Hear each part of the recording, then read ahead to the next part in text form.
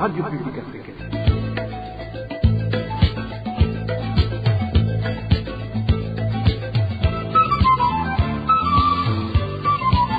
Radio Publique Africaine.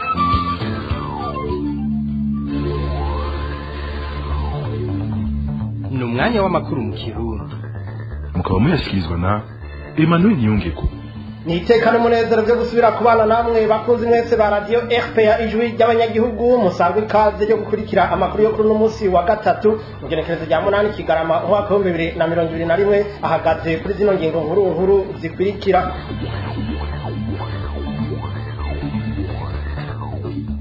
Ibintu ntibyifashe neza mu banyororo barokotse mu mpanuka y'umuriro yabaye kuri uyu wa kabiri mu ibohero rikuru ry'intara ya Gitega kuko utwabo twose twahiye tugatokombera.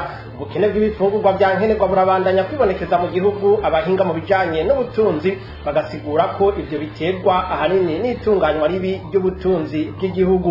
Musitanteri wa komine Muhanga intara ya Kayanza aragirizwa n'abateshejwe izabo bo muri site Gashibuka kugomba kubanyaga amatongo bari basanzwe barimamwo, navyo nyene twabibateguriye mu kanya idonido y'ano makuru.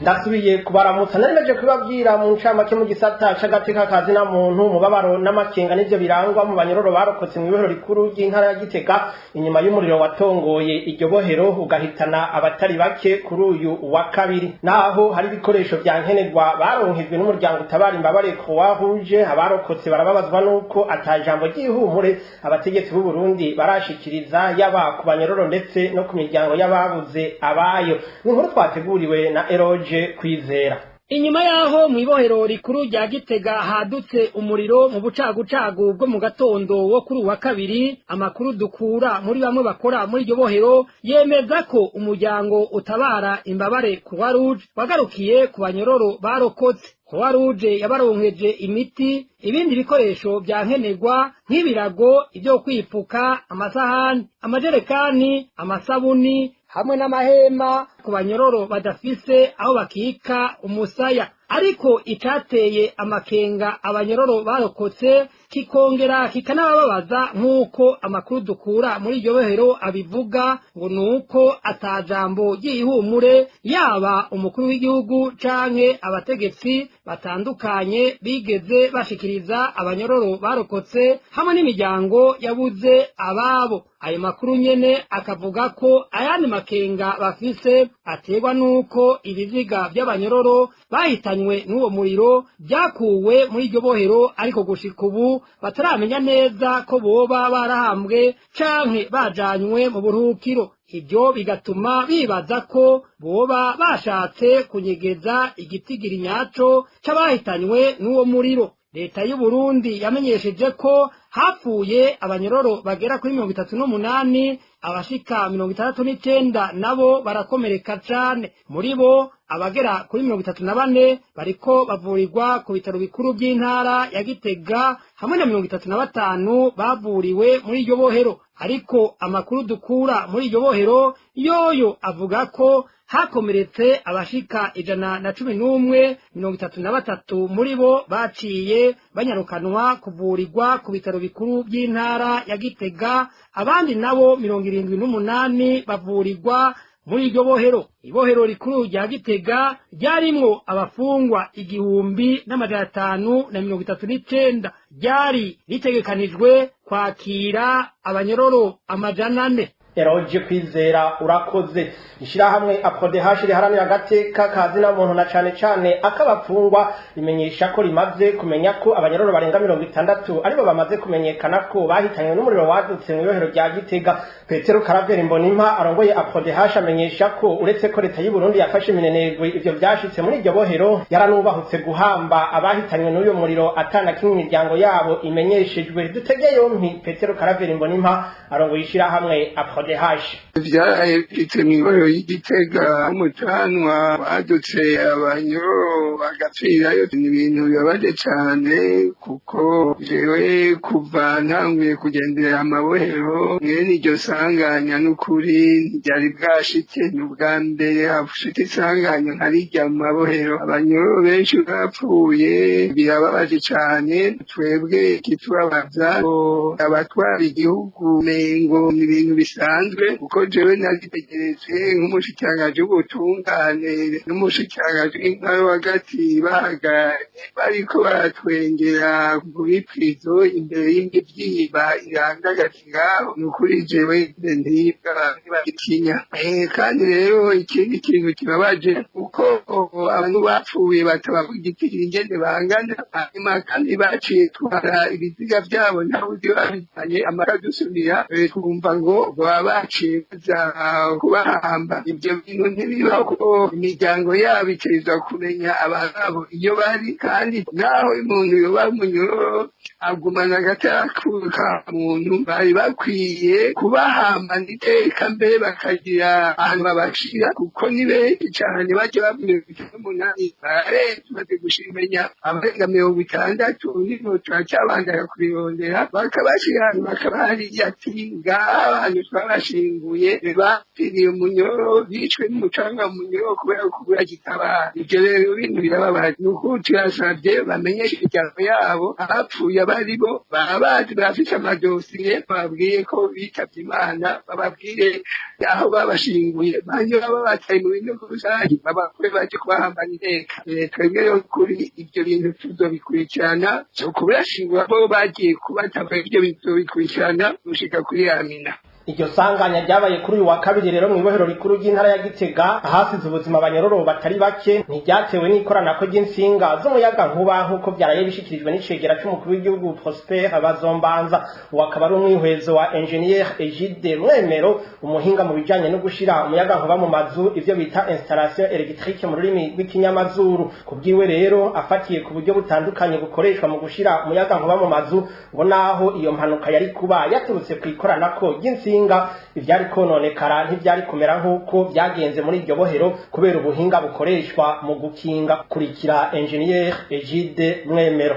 Duhereye ku cyo twita kurusirwe mu Gifaransa, mu gihe insinga zibiri zikoranyiko udasangiye ubwoko, hari iyo twita kurusirwe monofaze, ni mu gihe urutsinga rwitwa neutre n'urundi rwitwa faze bikoranye ko nta kindi kintu cyo twita recepteur mu Gifaransa. Ico gihe izo nsinga zica zishuha no gusha zirasha. Iyo zihiye rero bivanye n'ingene izo nsinga zinganangana zishobora guturira ibintu biri ruhande yabyo.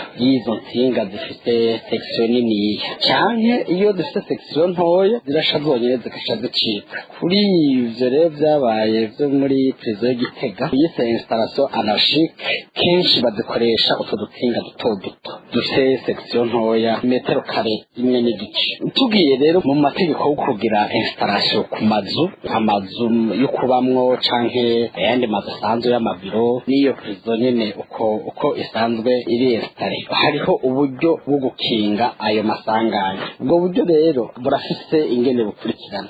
Installation nk'izo haba hariho n'imiburiburi protection zitatu. Iya mbere iba iri hajya hashikira compteur, intsinga za mbere zisohoka muri compteur ya Jidezo ziba ziriko iyo protection rimwe twita fusible. Munsi y'iyo fusible hariho ikindi kiboite kinini tucita coffret divisionnaire, niyo iza kugabura nimba dufise amazu atatu tuzokwestara. Iyo coffret divisionnaire iba ifise fusible imwe yose izokingira inzu igiye kuba installé. Kudufasha nko muri prison centrale y'Igitega hajya bafungira abantu bestarayo ibintu bibiri, amatara n'amaprize, hajya bacomeka ibintu bitandukanye. Hajya rero amaprize yose abafise fusible yayo, amatara yose abafise fusible yayo. Ikibazo cyose kiba haba hariho fusible icica umuyaga nkuba wagenda muri ico gice kibereyemo ya prosirwe. Hariho abahinga bajeje kuraba ingene amasanganya aturutse ku muyaga nkuba aba yagenda, ariko je nkurikije uko ndabizi sinemeranya neza n'ivyo icegera c'umukuru w'igihugu yavuze ko bisanganye ryavuye ku muyaga nkuba. Muriko mukurikira amakuru ya radio RPA ijwi ry'abanyagihugu. Mu kanya turatambikira igisata c'intwaro hamwe n'ubutungane. RPA mu bijanye n'intwaro abateshejwe izabo baba muri site ya Gashibuka mu ntara ya Kayanza baragiriza musitanteri wa komine Muhanga hamwe n'indongozi z'umuganga CNDD-FDD muri iyo komine kugomba kunyaga ibibanza barimamwo mu gihe abo bateshejwe izabo babwiwe ko ivyo bibanza bizohabwa amakoperative babona ko ivyo biriko bikorwa mu ntumbero yo kubomora muri iyo site. Inkuru tubaza Eloge Divin Remesha. Abo bateshejwe izabo bavuga ko byose byatanguye kuwa 15 munyonyo uheze aho Nduwimana Lambert musitanteri wa komine Muhanga yagirisha inama baba muri site ya Gashibuka abamenyesha ko bo kwitegura kuzohunguka bagasubira mu mihani wabo. Amasoko ya RPA muri iyo site avuga ko uyo mutegetsi yababwiye ko ahari iyo site ari amatongo y'abandi banyagihugu kandi ari na leta. Uyu munyagihugu aba muri iyo site ya Gashibuka avuga ko musitanteri yaciye ategeka ko ibibanza abateshejwe izabo barimamwo bo bibaka bigahabwa abandi. Musitanteri yuko indongozi zo ku mutumba yuko bagenda baharuye ibibanza kugira ngo bazatere ibitoki vy'amakoperative. Ayo mu nyuma niho haza utwara umuganga wa CNDD-FDD muri zone Muhanga yitwa Niyogira Jean Pierre araza aratebwa abateshejwe izabo yo muri site bikunze ngo bahunguka bakaba amabati muzoteba bazotaha uko nyene. Muri kino gihe abo bateshejwe izabo bangana n'imiryango 600 ngo ntibabona uko bagiye kubaho kubera ko ivyo bibanza bagiye kunyagwa ari vyo nabo barimamwo. Ibitoki vyo muri koperative sango bizakurikira mu kwa 6 kandi n'amakuru y'imvaho ko n'umukuru w'umutumba yabivuze. Natwe twari dusanzwe dushakisha n'ibitoki umva ibitoki vya leta twari turafise badashabitema ngo bashake ibitoki kandi aho hantu bumva ivyo bintu twebwe ntarafera baduhaye imetero indwi ku nzu twari tubakiwe na Care International ico gihe amazu niyo yari yatubakiye twahabaye kuva kera nta muntu n'umwe twebwe yari bigaragaza tugora kiretse muno misi tuzi vyoba biriko biraba basaba ubushikiranganje bw'intwaro yo hagati mu gihugu umutekano n'iterambere kuri bose guhagarika iyo ngingo ya musitanteri wa komine Muhanga babona ko ari agatotezo. Kuri ivyo RPA yarondeye Gervais Ndirakobuca umushikiranganje w'intwaro yo hagati mu gihugu cyo kimwe na Nduwimana Lambert musitanteri wa komine Muhanga ariko turabakena. Tubibutse ko mu mwaka uheze w'2020 umushikiranganje w'intwaro yo hagati mu gihugu yari yasavye babura amatari bose hamwe n'umukuru w'igisagara ca Bujumbura gusansuma amatongo ya leta hamwe n'ay'abanyagihugu basanzwe yubatswemo amasite y'abateshejwe izabo mu ntumbero y'uko ahindurwamwo ibigwati vy'amahoro.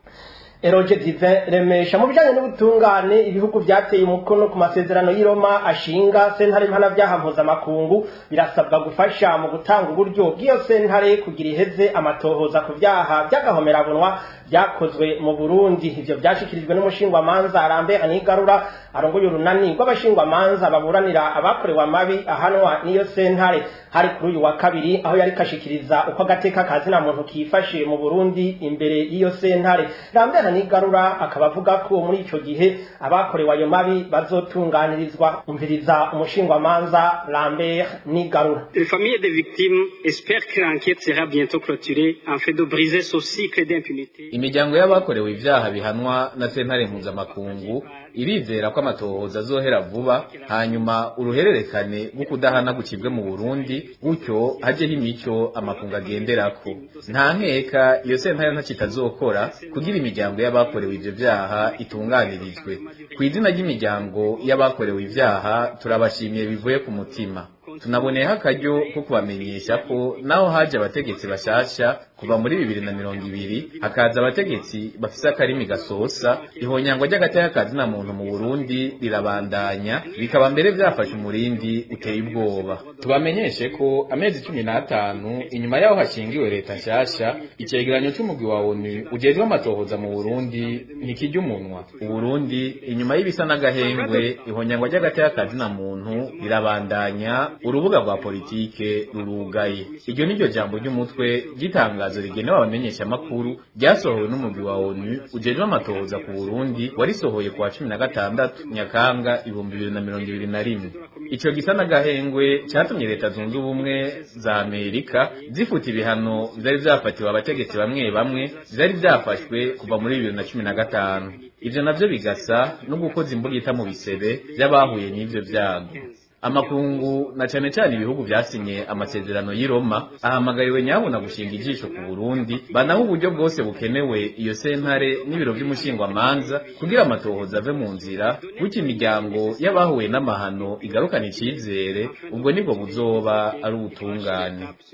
Pour redonner espoir aux familles des victimes. Ceci sera la justice. Uwo akaba yari umushingwamanza Lambert Nigarura. Mu makuru avugwa mu bijanye n'amagara y'abantu badashika 2,000 bonyene nibo bamaze kwiteza urucanco rwa COVID-19 mu Burundi. Igihugu kikaba ariko giheruka kuronka izindi ncanco zikwiza igitigiri kirenga 650. Emile Nibasumba. Inchancho zingana 151 n'amajana 200 zikorwa n'ikigo cyo muri leta zunze ubumwe za Amerika Johnson & Johnson nizo zashikanywe mu Burundi ku munsi wa mbere. Izo nchancho zikaba zabonetse bivuye ku mfashanyo y'Ibanki y'Isi. Umushikiranganje mushasha w'amagara y'abantu Sylvie Nzeyimana niwe yazakiriye. Tuhejeje kwakira nchancho zo mu bwoko bwa Johnson & Johnson. Abarundi rero twababwira ko izo nchancho ziriho kubavyifuza ariko twamenyesha yuko urucanco nyamukuru batokwibagira yuko ari kubandanya bakaraba kenshi gashoboka n'amazi meza hamwe n'isabuni mu kwirinda kuramukanya bakwana mu ntoki canke bagwana mu nda kwambara udufukamunwa ahantu hakoraniye abantu benshi no muri zya modoka zunguruza abantu. Naho bwemeye kwakira incanco Uburundi ntiburigera butunganya isekeza ryo gucandaga abanyagihugu mbere bamwe mu bategetsi mu misi heze bakaba basa n'abatera ubwoba abanyagihugu bababwira ngo ico bazoba ntibazobabaze. Mu ncanco zingana 500 zikorwa n'ikigo Sinopharm cyo mu Bushinwa zahawe Uburundi kuva mu kwezi kw'icumi zikaba gushika ku munsi wa mbere zari zimaze kuvamwo izidashika 2,000 zahawe abanyagihugu kubw'icegeranyo catanzwe n'ubushikiranganji bw'amagara y'abantu. Emile Nibasumba. Mu gisata c'ubutunzi abarundi sinzi bari mu bukene ntangere bwunyurwa n'ikena ry'ibifungurwa hamwe n'ibindi bikoresho byankenerwa mu buzima bwabo bwa misi yose. Ivyo biruko mu gihe badasiba kuganira leta ko yogira icikoze kugira ngo baronke agahengwe. Mugenzi wacu Josiane Muzaneza araducira ku mayange bimwe mu by'abanyagihugu bamaze imisi bashira habona ko bikenye mu gihugu harimo mbere n'ibyo bimbura bonyene ubwabo. Mu byankenerwa mu buzima bene Burundi bagaragaza ko vyabuze canke bikaduga ibiciro ku rugero rw'umurengera, hari n'ibifungurwa n'ibindi bikoresho bakenera uko bokeye uko bwije. Mu bifungurwa aha twavuga nk'isukari, umuceri, ifu n'amakara yo kubikinjika. Mu bindi vyankenerwa mu buzima bw'abanyagihugu twovuga hari ibinyobwa bihingurwa n'ishirahamwe Brarudi, igitoro hamwe n'isima kubakeneye kubaka. Ivyo bikaba ari bimwe mu vy'uruganda rwa RPA rumaze igihe rushira habona ariko leta ikaguma yica amatwi. Umukuru w'igihugu ira leta yiwe ariko ntibasiba kumenyesha abarundi n'amakungu ko bagize leta nkozi kandi yitayeho iterambere no kubaho neza kw'abanyagihugu. Dufatiye nko ku gifungurwa c'isukari, ishira hamwe riyihingura Sosumo riguma ryemeza ko umwimbu waryo wamutera wongerekana, ikitabuza ko ibiciro hagati mu gihugu ku kilo c'isukari bidasiba kuduga, aho naho iyo sukari itabuze burundu. Bamwe bakaba bavuga ko iyo sukari ishobwa nyabona mu gihugu ca Tanzania. Nayo ku binyobwa vya Brarudi leta umengo ntinezwe ico kibazo, hageze aho mbere abanyagihugu bibaza ko batazoronka n'ico bicisha akanyota mu minsi mikuru irangiza umwaka, mu gihe haheze igihe kirekire ivyo binyobwa vyarabuze mu mihingo yose y'igihugu. Hakavuga ko ivyo binyobwa bishorerwa mu gihugu kibanyi ca Republika y'Intwaro Rusangi ya Kongo. Si ivyo gusa, ku bifungurwa vy'umuceri, ifu y'imyumbati canke amakara yo guteka, abanyagisagara c'ubutunzi arico Bujumbura ngo ntibakigirayo bacira nayo bamira imbere y'ibiciro. Aho ni mu gihe bibonetse. Nayo ibijanye n'igitoro vyovyo ngo nakamuna. Mbega none iyo leta yita nkozi navyeyi mu vy'ukuri irikifasha iki umunyagihugu ntaho nikora. Josiane Muzaneza. Ubwo bukene butagira izina by'ibifungurwa byankenerwa rero ngo ni inkurikizi zitunganywa ribi ry'ubutunzi bw'igihugu. Wakaba ari umwihwezo w'umuhinga mu by'ubutunzi André Nikwigize ahasigura ko ubushobozi buke bwa leta bwo gukurikirana no kugenzura iduzwa ry'ibiciro hamwe n'ikoreshwa ribi ry'amatungo ya leta isanzwe ifise ari bikuru mu bituma ubwo bukene budasanzwe bwunyuka mu gihugu. André Nikwigize ni umuhinga mu by'ubutunzi. Nuruhara rwa leta mu itunganywa ry'ubutunzi bw'igihugu. icambere nuko mbona kubera amafaranga y'amadovize yagabanutse cane leta yari ikwiye kuraba ukugene yakoresha neza ku buryo ho kwemererwa ibintu vyankenerwa nka essence, imiti n'ibindi bikenerwa. Hari hakwiye ko leta ishiraho akanama k'abahinga ko kwihweza ingene aya mafaranga make agabanya mu bacuruzi bagura ibintu mu mahanga. Ica kabiri, murazi ko ibura rya essence canke iduzwa ry'igiciro ca essence bifise ingaruka ku butunzi bw'igihugu, cane cane ibiciro vyo kwiyunguruza no kunguruza ibidandazwa biva hamwe bija handi. Naha nyene rero leta igomba kugenzura ikaganira nabo bose kugira itohoze igituma ibiciro biduga. Ica gatatu, muri aya mezi aheze umwaka abahinga bari bateguje yuko umwimbu w'ibirimwa uzogabanuka bigatuma mbere bibura ibindi bikazimba. Ivyo rero ntibitangaje ko ibirimwa bimwe bimwe canke ibihingurirwa mu Burundi bikena, nk'ivyo vyerekeye vya brasserie, isukari, ifarini n'ibindi. Kubera ibidandazwa biba bikenye rero hari abacuruzi bikinga mu kiza bakabigurisha ku mafaranga y'umurengera. Hari n'igice c'abacuruzi b'abakozi ba leta bigira abacuruzi kubera bibaza ko bakingiwe kibaba n'abayobozi bo muri leta bahisha ibicuruzwa canke bakabigurisha ibiciro biri hejuru. Ivyo navyo nyene uruhara rwa leta rurakenewe, ariko muri ivyo vyose igihambaye nuko leta ari ryo jisho n'umutima w'abanyagihugu yomenya yuko kubera uburyo ifise bwagabanutse yo bukoresha neza kandi ikaja inama n'ingingo n'abanyagihugu. Mu gisata c'impunzi amazone abiri hamwe na karitiye imwe mw'ikambi y'impunzi ya Nyarugusu mu gihugu ca Tanzania amazi imisi ine atamazi afise. Iyo ngorane ikaba yatanguye kuva ku munsi w'Imana uheze inyuma yaho abagizi ba nabi batashoboye kumenyekana bivye amabombo muri ayo mazone, amazi agaca yugagwa. N'inkuru tubaza Francine Mahoro. Ayo mazone atagira amazi aho mw'ikambi ya Nyarugusu ni zone y'icenda n'iy'icumi, asanzwe abamwo impunzi z'abarundi hamwe na karitiye yitwa Bede iri mu gice c'impunzi z'abakongomani. Isoko ryacu aho muri iyi kambi rimenyesha ko iyo ngorane yatewe n'abagizi ba nabi bivye amabombo kuwa gatandatu mw'ijoro. Bukeye abakozi b'ishirahamwe rijejwe impunzi HCR baciye bayugara. Nk'uko izo mpunzi zibivuga muri kino gihe muri ivyo bice zironka amazi bigoranye, ivyo bikunyurwa n'uko amazi atangwa nabi nabi.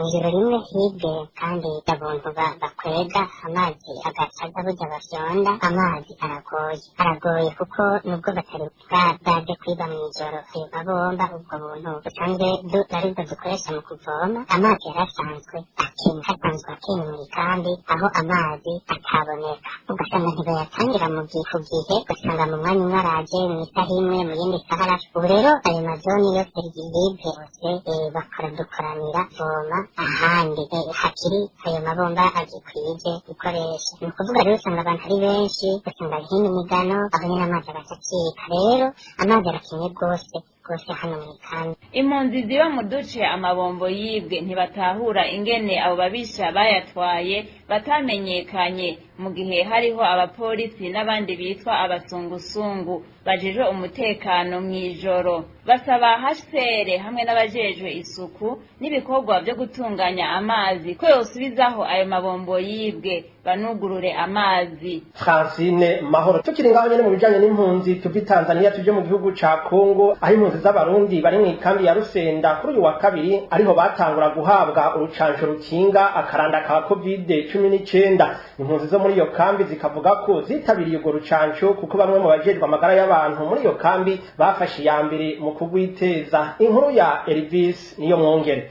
ubwo rucanjo rukingira akaranda ka COVID-19 ruriko ruhabwa impunzi z'abarundi mw'ikambi ya Rusenda rwatunganijwe n'ishirahamwe ryita impunzi HCR hamwe n'ishirahamwe ryitwa amagara y'impunzi muri iyo kambi. Abo barundi bavuga ko ubwo rucanjo rwatanguye gutegwa bamwe mu bajejwe amagara y'abantu muri iyo kambi, ivyatumye izo mpunzi zitabira iryo sango. Umwe muri izo mpunzi arabisigura. Abashoboye gutunganya ivyo bikorwa ishirahamwe ry'ubuvuzi mu nkambi ya Rusenda ADES, hakaba hari hishikiye umuganga wo muri HCR azi ubuvuzi mu mpunzi yitwa Dr Marcel ari kumwe n'abaganga ba zone de santé de Nundu bakora muri kano karere inkambi ya Rusenda iri bari kumwe n'abaganga bo mu nkambi ya Rusenda. Uwo batumwe gutera urwo rucanzo ari umudogiteri agezwe ibikorwa muri iryo shirahamwe ADES rijejwe ubuvuzi mu nkambi ya Rusenda yitwa Dr Geroro. Abo bahejeje hacakurikira ko abaganga bato bato, hacakurikira n'abarifije. Biboneka ko abantu bariko bavyitabira kuko batanguye uyu munsi 120 kandi n'abandi bashishikara kwiyongera. Ubwoko bw'ubwo rucanco bazanye ni urucanco bita Moderna. Nubwo biruko bamwe muri izo mpunzi zaho mu ikambi ya Rusenda bavuga ko hari impunzi zatinye kwiteza urwo rucanco ngo kuko bataratahura ico gikorwa co kwicandagisha. Elvis niyo mwongere amakuru yo kuri uno munsi wa gatatu igenekerezo rya 8 Kigarama umwaka wa 2021 ni hano duciye tuyasozerera. Mwebwe mwariko murayakurikira mwakoze nkengurukira kandi abamenyesha amakuru bayegeranije hamwe n'abahinga b'ivyuma batumye amajwi abashikira. Kuri mikro yari Emmanuel Ningeko nkaba ndabasezeye ndabifuriza amahoro atangwa n'uhoraho.